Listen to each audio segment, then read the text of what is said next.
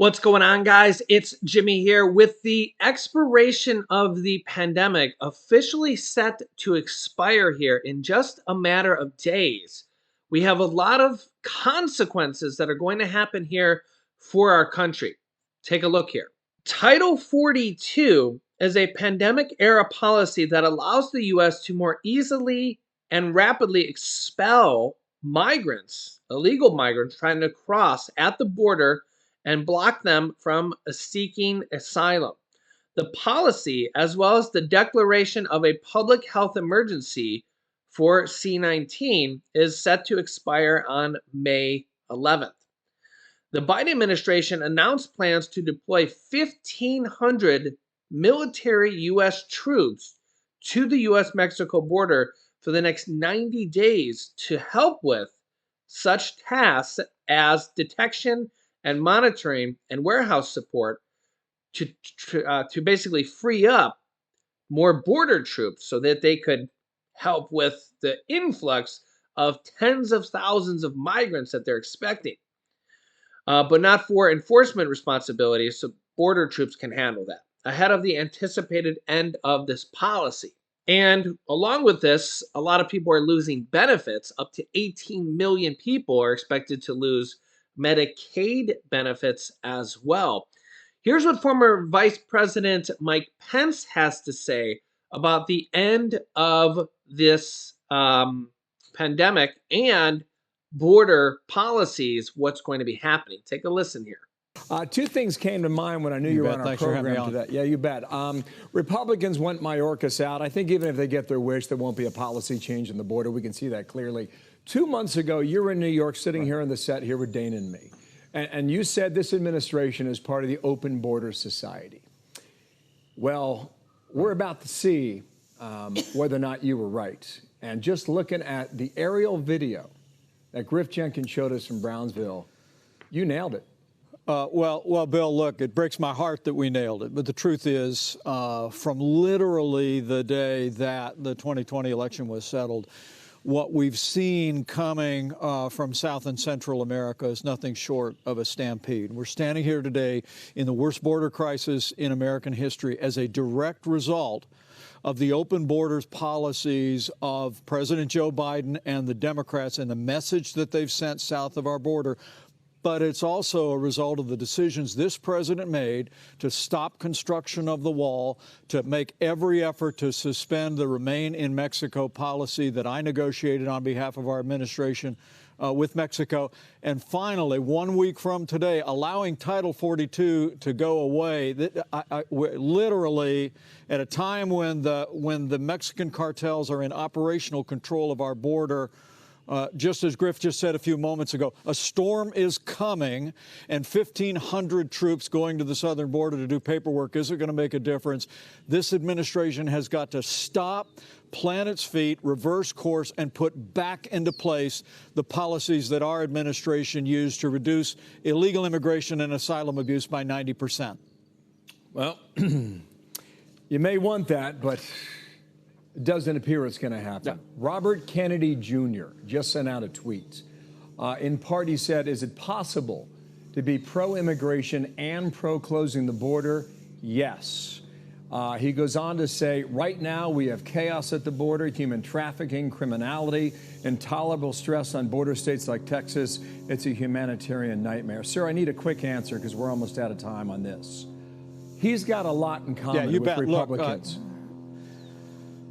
Look, what's happening at the border is a direct result of the failed policies of the Biden administration. And I welcome Robert Kennedy's message on this, but frankly, the voice that needs to be heard is the voice of the American people. Bill, you say you don't expect much change here. Mayorkas is going down for a couple of days to visit the border. 1,500 troops that they denounced when our administration sent them is not going to make a difference. But I'll tell you what will make a difference. When the American people see this incredible surge across the border when Title 42 goes away, to add to the 5 million people that have come into this country illegally, when that gale force wind of the will of the American people strikes Washington, D.C., things change. And so I think every one of your viewers every American who cares deeply about the human suffering that's happening across this country and, frankly, on both sides of the border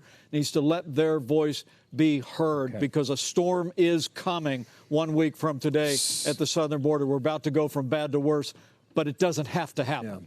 You're right. Yeah, so former Vice President Mike Pence says a massive surge is coming to the border here in 1 week, less than 1 week, actually.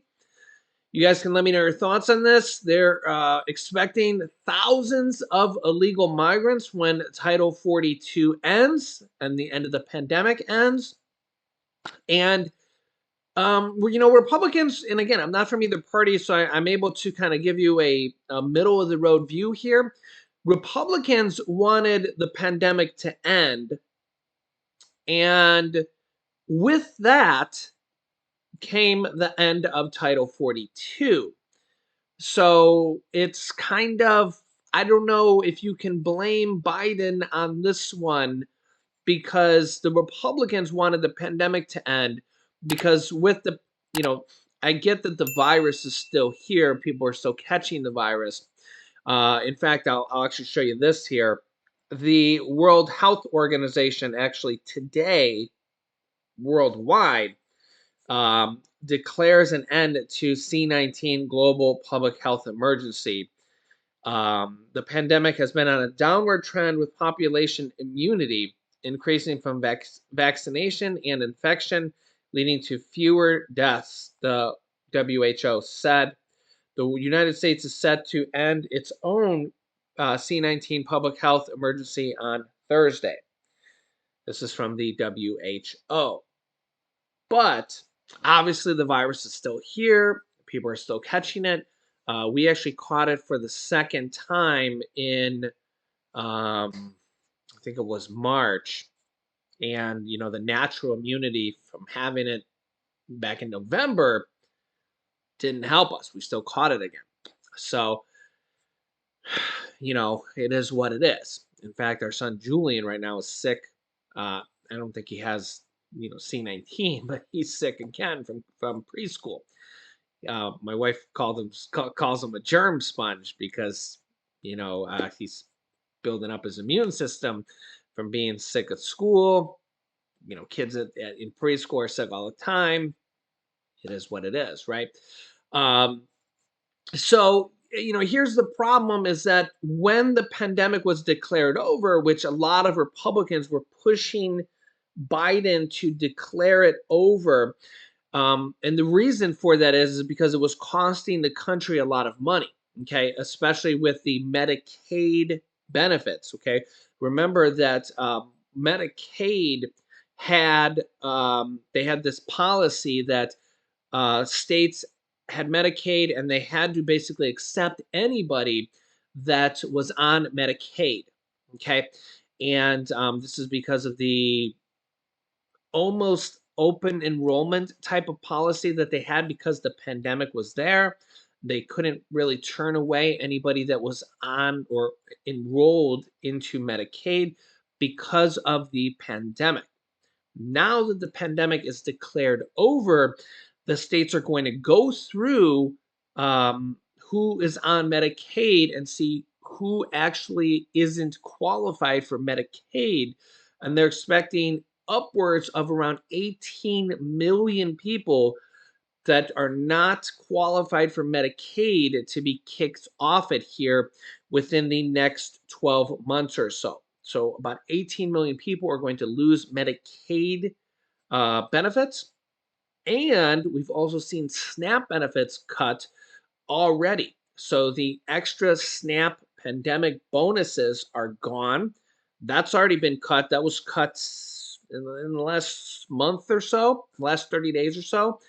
We've seen that slashed. Also, if we look at the Republican debt ceiling package that they put out here, their budget, so to speak, there's trillions of dollars of cuts in there, $4.8 trillion of cuts over the next 10 years. There's massive work requirement increases for SNAP, Medicaid, and all sorts of cuts in there. We've kind of gone over that here over the last several videos here. Democrats hate it. Democrats are not going to pass that. They do need Democratic votes to pass that. It did pass in the House by 2 votes.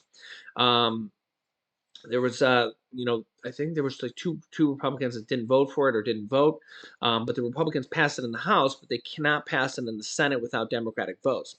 So they're going to have to come to the middle ground here to pass it, which means they need Democratic votes, and they're going to need to do this to raise the debt ceiling ultimately. Okay, so now Democrats are initially saying that they're not going to do that at all. They want no cuts to raise the debt ceiling. They should just raise the debt ceiling and then they'll talk about cuts. The Republicans aren't going to do that. Republicans are like, we're not falling for that. It's not going to happen. We're just we're smarter than that. So Republicans are like, no. Okay, so now there's the kind of chicken and the egg, who's gonna fall first, who's gonna slip, and this is the problem. It's a big problem because they're already starting to say here that a debt ceiling breach could wipe out 8 million jobs. The White House warns, and we'll go into this more here in detail, maybe in the next few videos. But they're already starting to say 8 million jobs could be wiped out here. This is pretty serious. So kind of remember here that just by raising the interest rates, Federal Reserve Chairman Jerome Powell himself said in kind of his notes that 2 million jobs would be lost from raising interest rates. We've already kind of seen some of that here from raising interest rates over the course of the last. They've raised them 10 times here in a row. And we've already kind of seen a lot of jobs here. A lot of large corporations have already laid off jobs. Apple and a lot of different corporations. I did a recent video here on that. In fact, I'll link you to that video here now where we're seeing large corporations lay off tens of thousands of jobs in kind of this reasoning here because it's just happening. And this is a problem. And if we see a debt limit breach, we're going to see a massive kind of crash of the economy, the stock market, and everything. And it's going to cause a financial hurt significantly.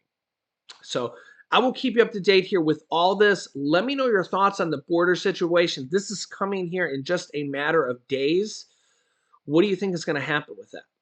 I'll keep you up to date here with everything going on here in our country on a daily basis. So if you haven't, make sure to subscribe down below. Click the bell icon so you don't miss out on any new videos. Thanks so much for liking and sharing these videos. And here's some videos you should watch next. The Fed just made a massive decision that's going to affect millions of Americans here in this video. And, quote, we're on the brink of nuclear war. Click on that video here for that. Thanks for watching, guys, and I will see you in the next video.